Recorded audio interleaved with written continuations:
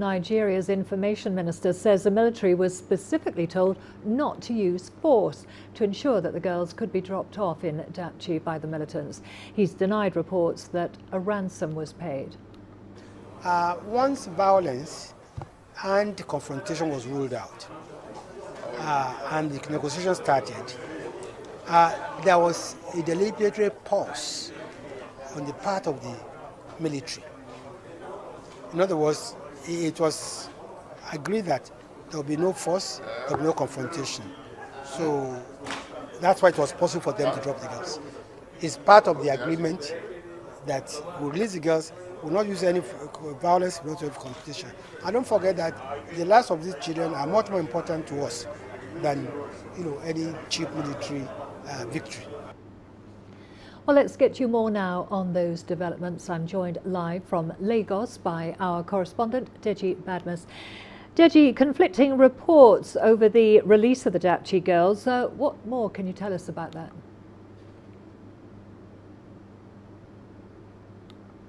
Well, Karen, what I can tell you is that the number has now changed. The number has actually gone up now. At this very moment, the government, as a matter of fact, the Minister of Information has confirmed that the number of girls accounted for so far is 105 and one boy. So altogether, the number released by Boko Haram, 106. Now, all 106, as we speak, are being transported to Maiduguri, where they are expected to meet with a delegation of ministers from Abuja. Now, that delegation is led by the Minister of Information. You also have in that delegation the Minister of Interior and the Minister of State for Foreign Affairs. So we understand they are supposed to be meeting with the girls when the girls arrive Maiduguri. In fact, the ministers are in Maiduguri as we speak. Now, we do not know. We're hearing rumors that there is a likelihood that the girls may be flown to Abuja to meet with the president, but I cannot confirm that. What I can confirm at the moment is that altogether, the number of girls released, 105, and then one boy. So altogether, 106 persons released, and they are on their way to Maiduguri. Maiduguri is the capital of the neighboring Borno state, and we understand they'll be meeting with the delegation of ministers sent by the president. Whether they will eventually go to Abuja to meet with the president, we cannot say at this time. And Deji, do we know what conditions there were for the release of the girls and the one boy?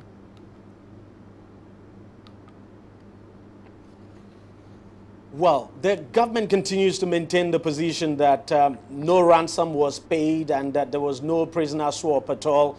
Of course, that has always been the position of government.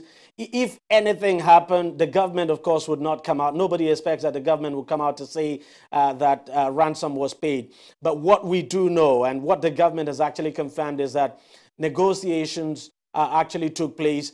What the content of that negotiations were, we do not know. Maybe in the days, weeks, or months to come, that will come to light. But as we speak, the government says nothing was exchanged for these girls, no prisoner swap, and the girls, obviously, from the pictures we have seen, the videos we have seen, and from what some of them have been saying, appear to be in a not too bad condition, I should say.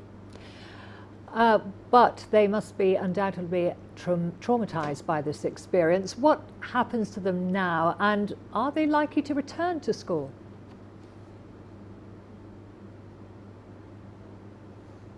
Well, it's very difficult to tell at this moment whether they will return to school, but I just want to believe that they will return to school. It wouldn't make sense at all for all 105 of them not to go back to school. I think it will be sending a very wrong signal not to send them back to school, but we just have to wait and see what happens. What we know is that the government has now increased security around schools in the northeast of the country, including that school in Dapchi.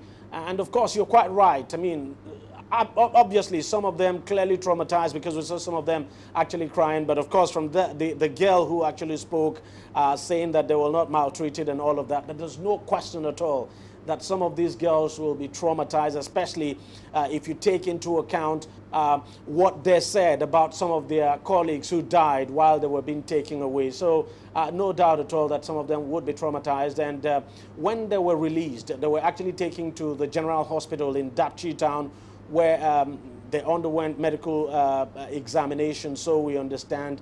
I believe there will be further medical examination. I want to believe that psychiatrists will be brought in to actually take care of them, and they would no doubt be subjected to further medical examination.